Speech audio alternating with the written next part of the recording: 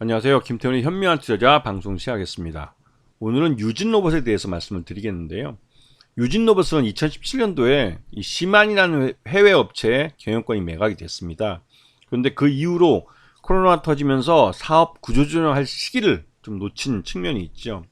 최근 들어선 예전과 다르게 이 물류로봇, 특히 자율주행 물류로봇 쪽에 집중하면서 이 스마트 팩토리에 들어가는 물류로봇을 특화해서 지금 생산을 하고 있습니다. 그러면서 이쪽에 대한 마케팅을 굉장히 강화하고 있는데요.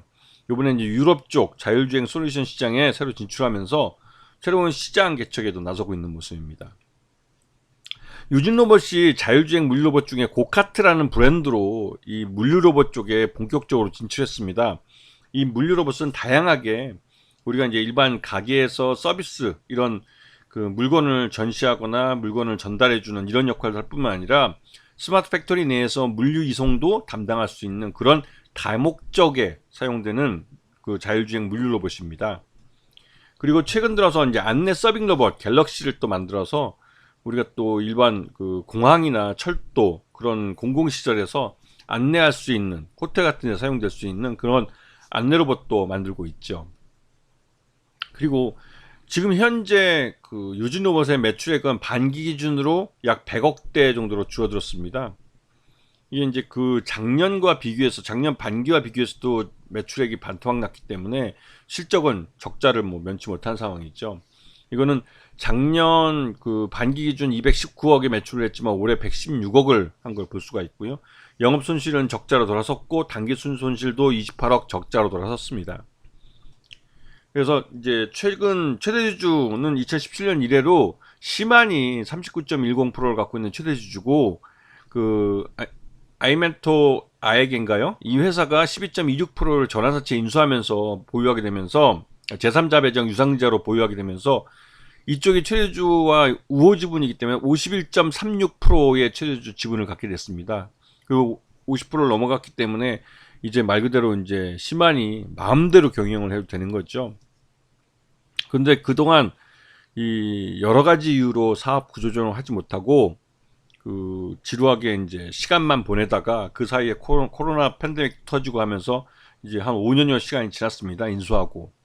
그리고 최근 들어서 이제 본격적으로 구조조정을 시작하면서 제일 첫 번째로 사업을 중단한 게 이 로봇 청소기 아이클레버 사업부를 정지한 겁니다. 영업 정지를 한 것인데 이 아이클레버 사업부는 약 50억 정도의 매출액을 발생시키는 그런 사업부인데 이게 그 성장에는 한계를 갖고 있습니다. 이 아이클레버가 말이 이제 그 유진 로봇이 대표적으로 내놓는 청소 가정용 청소 로봇이긴 한데 이게 이제 솔직히 LG 거랑 거의 비슷한 그 역할과 기능을 갖고 있는 청소 로봇입니다. 근데 LG가 훨씬 더 비싼 가격에도 더 많이 팔리고 있어서 경쟁이 안 되는 거죠. 국내에서 LG전자 브랜드나 삼성전자 브랜드의 청소기하고 로봇 청소기와 경쟁이 안 됩니다. 그리고 해외에서도 역시나 이제 마찬가지고 그러다 보니 매출 외형도 한 50억 정도밖에 안 되고 하기 때문에 사업을 포기할 수밖에 없게 된 상황이 됐죠.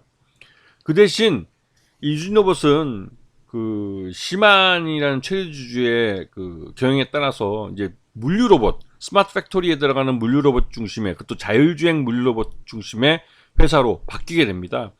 이건 예전에 그 가정용 청소 로봇 중심의 사업보다는 훨씬 더 사업 규모가 커진 것으로 이 현재 우리나라 국내에 뭐 LG전자, LG 엔솔이나 삼성 SDI 또 SK온 같이 국내외에 전기차 배터리 공장을 짓는 데 이런 물류 로봇을 납품하기도 되고요.